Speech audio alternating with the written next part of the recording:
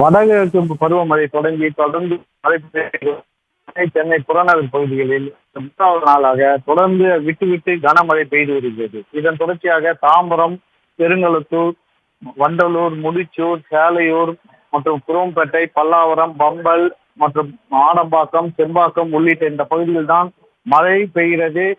கனமழை பெய்கிறது. சில நேரம் வெயிலும் அடிக்கிறது. அதனைத் தொடர்ந்து மீண்டும் வந்து நேரங்கள் கருத்து மீண்டும் மழை பெய்கிறது. இது போல் இன்று காலை முதலே விட்டு விட்டு மழை பெய்து வரும் நிலையில் இந்த பெருங்களத்தூர் சுற்றுவட்டார பகுதியில் கனமழை பெய்தது.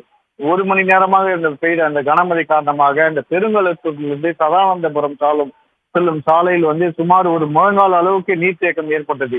இது முக்கிய பிரதான சாலை என்பதால் இந்த சதானந்தபுரம், நெடுங்குன்றம், மப்பேடு, எஸ்எஸ்எம் நகர் உள்ளிட்ட குடியிருப்புகளுக்கு செல்லும் இந்த சாலை முக்கிய சாலையாகும். இந்த சாலையில் அரசு பேருந்துகள் மற்றும் கார்கள், இருசக்கர வாகனங்கள் செல்ல முடியாமல் கடுமையாக பாதிக்கப்பட்டன. அதில் வரும் இருசக்கர வாகனங்கள் அளவு நீரில் வந்து ஓட்டி வரும்போது அந்த இருசக்கர வாகனங்கள் பழுதாகி நின்றன. இதனால் அதை தள்ளி வரும் காட்சிகளையும் காண முடிகிறது. இதனை அடுத்து மாநகராட்சி நெடுஞ்சாலைத்துறை அதிகாரிகள் அந்த நீரை வெளியேற்றும் ஈடுபட்டு வருகிறார்கள்.